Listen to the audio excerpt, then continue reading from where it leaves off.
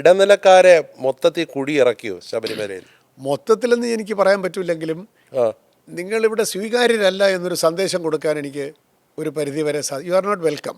ഞങ്ങൾക്ക് ഇടനിലക്കാരുടെ ആവശ്യമില്ല. ഭക്തനും അയ്യപ്പനും ഇടയിൽ ഞങ്ങൾക്ക് ഈ ബ്രോക്കേഴ്സിൻ്റെ ആവശ്യമില്ല.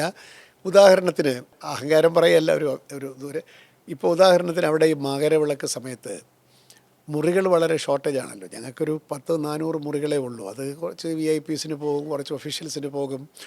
ഒരു 125 മുറി പിന്നെ ഡോണേഴ്സിന് പോകും. 125 മുറി ഞങ്ങളൊന്ന് എടുത്തിട്ട് ഓൺലൈനിൽ അവൈലബിൾ ആക്കി. 13-ാം തീയതി 12, 13, 14 3 ദിവസം കിട്ടിയുള്ളൂ.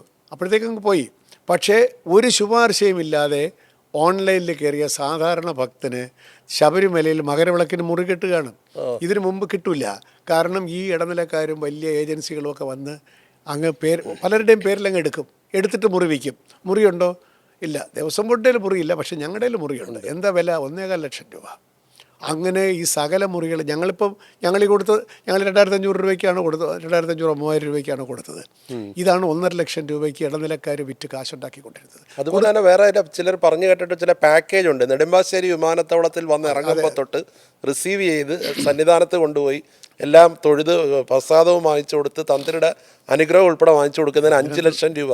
നമുക്ക് അതിനകത്തൊന്നും ഒന്നും വലുതായിട്ട് ചെയ്യാൻ പറ്റുകയില്ല. കാരണം ആളുകൾ വിശ്വസിച്ച് വരികയാണ്. പക്ഷേ ദേവസ്വം ബോർഡിൻ്റെ സൗകര്യങ്ങളെ ദുരുപയോഗം ചെയ്ത് ഇടനിലക്കാർ വിളയാടുന്ന ഒരു കാര്യം നമ്മൾ ഒരു പരിധി വരെ നിയന്ത്രിക്കാൻ സാധിച്ചു. ഇനി ഡോണേഴ്സിൻ്റെ മുറി എന്ന് പറഞ്ഞുള്ള മുറികളിലും കുറച്ച് ക്രമക്കേടുകളുണ്ട്. ഡോണർമാരൊക്കെ മരിച്ചുപോയി. കൈമാറി ഇടനിലക്കാരാണ് ഇപ്പോൾ ഡോണറായി നടക്കുന്നത്. ഇപ്പോൾ ഇനി കംപ്ലീറ്റ് ഒരു ചെക്കപ്പ് ചെയ്യണം. ആ മുറികളൊക്കെ ഞങ്ങൾ ഏറ്റെടുക്കണം. ഇപ്പം തന്നെ ചില വകുപ്പുകളുമൊക്കെ മുറികൾ പൂട്ടിയിട്ട് പോകും. എന്തിന്? പത്രമാധ്യമങ്ങൾ മുറി പൂട്ടിയിട്ട് പോകും. ഇതെല്ലാം ഞങ്ങൾ തിരിച്ചെടുക്കും. കോടതിയും പറഞ്ഞിട്ടുണ്ട്. തിരിച്ചെടുത്ത് വീൽ റീഅലോട്ട്. കാരണം എങ്കിൽ മാത്രമേ ദേവസ്വത്തിൻ്റെ കയ്യിൽ മുറി ഉണ്ടാവുള്ളൂ. മുറി ആവശ്യത്തിനുണ്ടെങ്കിൽ ആളുകൾ കൊടുക്കാമല്ലോ. അപ്പോൾ ഇടനിലക്കാരെങ്കിലും സാറിനെ ഈ പീരീഡിൽ സമീപിച്ചിരുന്നു? അങ്ങനെ ഒരു വലിയ ഗുണമുണ്ട്. എന്നെ ആരും ഞാനീ സാധാരണ ഞാനൊരു വളരെ സൗഹൃദത്തിലൊക്കെ ആളുടെ ഇടപെടുന്ന ആളാണെങ്കിലും ശബരിമലയിൽ എൻ്റെ സ്വഭാവം വേറെയാണ്. ഒരിടനിലക്കാരനെ അങ്ങോട്ട് കയറ്റില്ല. വന്നിട്ട് എന്താ വന്നതെന്ന് ചോദിക്കുക. അപ്പം തന്നെ അവർ മനസ്സിലായി പിന്നെ അടുത്ത് നിന്നിട്ട് ഒരു കാര്യമില്ല. എന്താ വന്നത്? സാർ സ്വാമി 2 പാസ് വേണം സാർ. അപ്പോൾ ഞാൻ പറഞ്ഞു എൻ്റെ പാസ്സില്ല, എനിക്ക് പ്രസിഡൻറ്റിന് പാസ് വേണ്ട, അതുകൊണ്ട് ഞാൻ പാസ് വെച്ചിട്ടില്ല. യു മീറ്റ് ദി ഇഒ ഉണ്ടെങ്കിൽ തരും. ആ കൂടി 250 പാസ്സേ ഉള്ളൂ, അല്ലെങ്കിൽ ഇത്ര പാസ്സേ ഉള്ളൂ. ഞാൻ ആരും എൻ്റർടൈൻ ചെയ്തില്ല. ചിലരെന്നോട് പറഞ്ഞു ഐ എം എ ഡോണർ. ഞാൻ പറഞ്ഞു നിങ്ങളെന്താ ബിൽഡിംഗ് ഡൊണേറ്റ് ചെയ്തിട്ടുണ്ട്? ഇല്ല, we have donated lot of other things. ഞാൻ പറഞ്ഞു very good, Ayyappa will be very happy with you. അതുകൊണ്ട് ഞങ്ങളെന്താണ് ചെയ്യേണ്ടത്? അല്ല നോർമലി ഞങ്ങൾക്ക് ഇത്രയൊക്കെ. ഞാൻ പറഞ്ഞു സാരമില്ല, ഇപ്പോൾ ഒന്നും സാധിക്കുകയില്ല.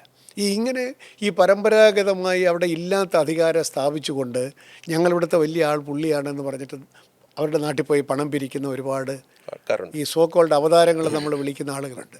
അവർക്ക് ഒന്നും അത്ര എളുപ്പമല്ല ഇനി ശബരിമലയിൽ എന്നൊരു സന്ദേശം കൊടുക്കാൻ. അവതാരങ്ങളെ ശബരിമലയിൽ നിന്നും പൂർണ്ണമായിട്ടും തുടച്ചു നീക്കും, അതാണ് ലക്ഷ്യം. ഉറപ്പില്ല. അതിന് ഞങ്ങളിപ്പോൾ ചെയ്യാൻ പോകുന്നത് സ്പോൺസർഷിപ്പ് എന്ന് പറയുന്ന ഒരു അഖിലസ് ഹീലിലൂടെയാണല്ലോ ഈ തക്ഷകൻ കയറുന്നത്, പുഴുവായിട്ട് വന്ന് തക്ഷകനായി മാറുന്നത്. അപ്പോൾ ഈ സ്പോൺസർഷിപ്പിനെ പറ്റി നമ്മൾ വളരെ വ്യക്തമായിട്ട് ബോർഡ് തന്നെ ഒരു തീരുമാനമെടുത്തു. ഇതിന് guide lines four accepting sponsorship, അതൊരു നല്ല ഒരു ഡോക്യുമെൻ്റ് ഉണ്ടാക്കിക്കൊണ്ടിരിക്കുകയാണ് ഇപ്പോൾ ഞാൻ.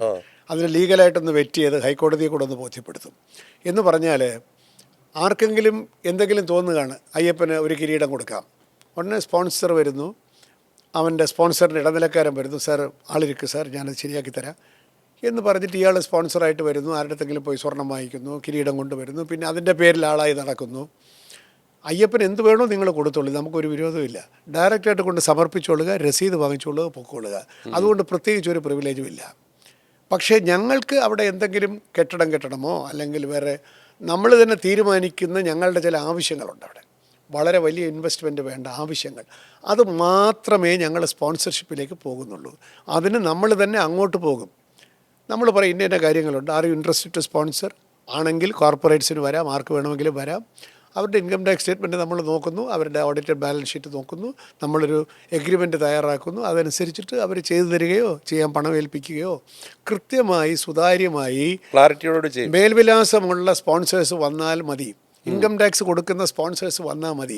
അല്ലാതെ കള്ളപ്പണക്കാരും ഒന്നും അവിടെ വളഞ്ഞ വഴിയില്ല. അയ്യപ്പൻ്റെ ധർമ്മശാസ്താവിൻ്റെ മുമ്പിൽ അധർമ്മികൾ പിന്നെ അവിടെ വരേണ്ട കാര്യം.